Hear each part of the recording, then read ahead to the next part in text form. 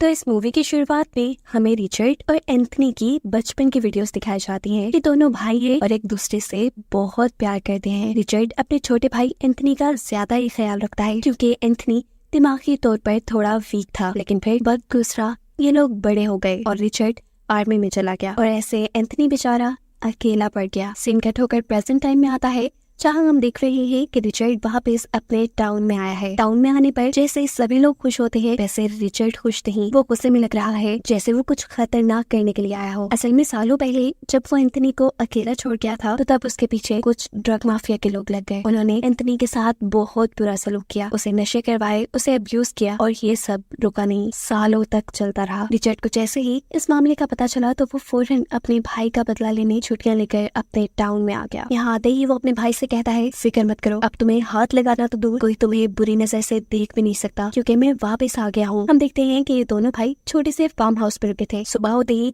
वो अपने भाई की मुजरिमों की तलाश में एक कैफे में चला जाता है जो कैफे ड्रग माफिया के लीडर का था। कैफे में उसे नजर आता है हार्पी नाम का एक आदमी जो ड्रग सप्लाई का काम करता है। रिचर्ड काफी देर तक जब उसे घूरता रहा तो इस आदमी ने भी रिचर्ड से पूछ लिया, भाई क्या बात है। उसके इतना कहते ही रिचर्ड भी यहाँ गुस्से से चिल्ला जाता है और उसके गुस्से से डरते हुए ये आदमी यहाँ से जा चुका था। ऊपर जाकर वो ड्रग माफिया से ड्रग लेता है और अपने घर के लिए निकल ही रहा होता है कि उसके सामने दोबारा रिचर्ड आ चुका था। रिचर्ड को देखते ही उसकी सांसें फूल जाती हैं। वो डर रहा था पर रिचर्ड उससे हाथ मिलाता है और कहता है, मुझे माफ कर दो, मुझे चिल्लाना नहीं चाहिए था तुम पर। वो आदमी कहता है, कोई बात नहीं। ये कहते ही वो यहाँ रुका नहीं था, यहाँ से भाग चुका था क्योंकि वो जानता था कि रिचर्ड एंथनी का भाई है। यही बात वो जाकर अपने दोस्तों को भी बताता है कि रिचर्ड यानी एंथनी का भाई वापस आ चुका है। ये सुनते ही उनकी आंखों के सामने वो सारे पल आने लगे जब उन्होंने एंथनी के साथ कुछ न कुछ बुरा किया था। अब यहाँ रात होने पर रिचर्ड एंथनी से कहता है, मुझे किस काम से टाउन में वापस जाना होगा। टाउन का नाम सुनकर एंथनी डर चुका था। वो कहता है, मैं नहीं जाऊंगा। रिचर्ड कहता है, ठीक है, तुम यही रुको, मैं अपना काम पूरा करके आता हूँ। यहाँ सीन कट होकर दिखाया जाता है कि हार्पी के घर पे किसी ने नॉक किया। हार्पी जब देखने के लिए बाहर जाता है तो वहाँ गैस मास्क पहना एक आदमी खड़ा था। हार्पी ने पहचान लिया कि ये रिचर्ड है। उसे लगा कि रिचर्ड उसे मारने आया है, इसलिए डरकर उसने अपने दोस्तों को भी बाहर बुला लिया। मगर बाहर तो अब कोई भी नहीं था। जब ये लोग घर के अंदर वापस आए तो दीवार पर उनके लिए वार्निंग लिखी थी जिससे इन्हें पता चला कि रिचर्ड इनके घर आया था पर अभी इन्हें मारने नहीं, सिर्फ इन्हें डराने धमकाने। वो मिशन में कामयाब हुआ, यानी ये लोग बुरी तरह डर भी गए। बहुत मुश्किल से ये रात गुजारने के बाद सुबह होने पर वो अपने गैंग लीडर के पास रिचर्ड का मसला लेकर जाते हैं कि वो इनकी कोई मदद करे। पर गैंग लीडर का तो अपना ही चेहरा रिचर्ड एक क्लोन की तरह बना गया था जिसका उसे पता नहीं चला क्योंकि रात में वो नशे में था। हार्पी अब उसे बताता है कि ये सब क्या धरा रिचर्ड का है, एंथनी का भाई जो उसका बदला लेने के लिए वापस आया है। एंथनी का नाम सुनते ही उसके भी तोते उड़ चुके थे क्योंकि उसने ही एंथनी को सबसे ज्यादा टॉर्चर किया था। अभी ये लोग बातें ही कर रहे थे कि इतने में इनके बाकी ग्रुप के मेंबर्स भी आ जाते हैं जिनका भी गैंग लीडर वाला ही हाल था। इन सबको डर के साथ साथ गुस्सा और तकलीफ इस चीज की थी कि शहर के सभी लोग इनसे डरते थे और यहाँ कोई इन्हें डरा रहा था। जरूर उनके पीछे कोई बड़ी स्पोर्ट है। ग्रुप लीडर को लगता है कि उनके ग्रुप में काम करने वाली लड़की नहीं रिचर्ड को एंथनी के ऊपर होने वाले जुल्म के बारे में बताया है, इसीलिए वो जाकर इस लड़की को खूब टॉर्चर करते हैं। पर ये लड़की भी मासूम है, उसने ऐसा कुछ रिचर्ड को नहीं बताया। ये लोग अब यहाँ से निकलते ही हैं कि करीब ही उन्हें रिचर्ड खड़ा हुआ नजर आ जाता है। रिचर्ड को देखकर बाकी सब भाग चुके थे लेकिन गैंग लीडर यही खड़ा हो जाता है। वो रिचर्ड से पूछता है, बताओ मसला क्या है तुम्हारा, क्या तुम्हें डर नहीं लगता हमसे? जवाब में रिचर्ड कहता है, अरे डरना तो तुम्हें चाहिए। मुझे धमकियां देने से पहले ये सोचो कि अगर मैं चाहता तो कल रात ही तुम्हें मार देता, लेकिन मैंने तुम्हें क्लोन बनाकर छोड़ दिया। गुस्से में अब गैंग लीडर बोलता है, आखिर तुम्हें अब चाहिए क्या?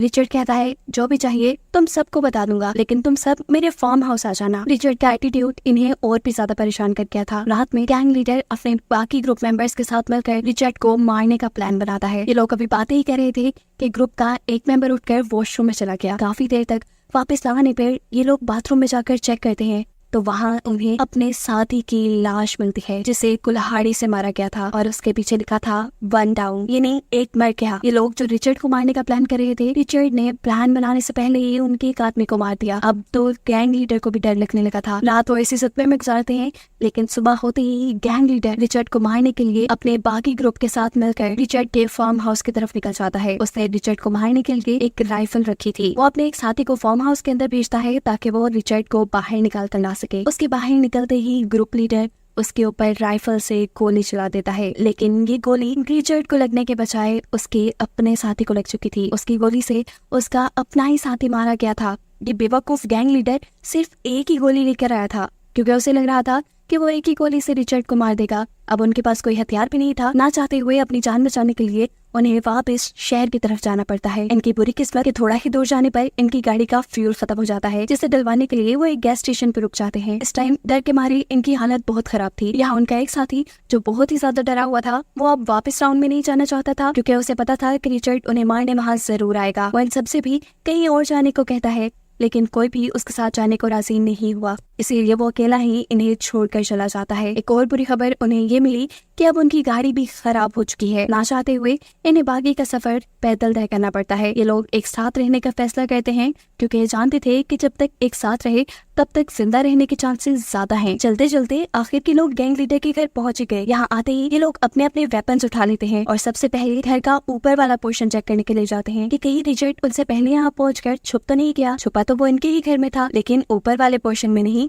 अभी किचन में। वो यहाँ पर इनकी केतली में इनके ही ड्रग्स डाल देता है। ये लोग उसी केतली में चाय बनाकर पी लेते हैं, जिसके बाद इन सब की हालत बहुत ज्यादा बिगड़ जाती है। ड्रग की डोज बहुत ज्यादा थी, जिससे ये होश खोने लगे थे। ऐसे तड़प रहे थे ये लोग जैसे बिना पानी की मछली। इस टाइम रिचर्ड उन्हें अपने भाई के दर्द का एहसास दिलाने के लिए थोड़ा सा टॉर्चर करता है और फिर गैंग लीडर को एक दूसरे रूम में ले जाकर उसके सर के ऊपर एक शॉपर बांध के उसके सर पे गोली चलाकर उसे मार देता है। जिसके बाद अब वो जाता है हार्बी के पास। वो हार्बी को मारता नहीं, उसे कहता है तुम थोड़े बेहतर लगते हो इन सब में, इसलिए मैं तुम्हारा इन जितना बुरा हाल नहीं करूंगा, लेकिन हाँ, इसके लिए तुम्हें मेरा भी साथ देना पड़ेगा। ये कहते ही रिचर्ड सूटकेस खोलता है, जिसके अंदर इनके उस साथी की लाश को तोड़ मोड़ के रखा गया था, जो सुबह में इन्हें छोड़कर टाउन की दूसरी तरफ भागा था। हार्बी ये देखकर और भी ज्यादा डर जाता है और रिचर्ड की मदद को मान जाता है। रिचर्ड को इनके ग्रुप के एक और मेंबर का पता चलाना था, जिसका नाम है मार्क। हार्बी रिचर्ड को उसका पता दे देता है, जिसकी पता चलते ही रिचर्ड हार्बी को गले लगाता है। उसने गले यहाँ दोस्ती के लिए नहीं लगाया, बल्कि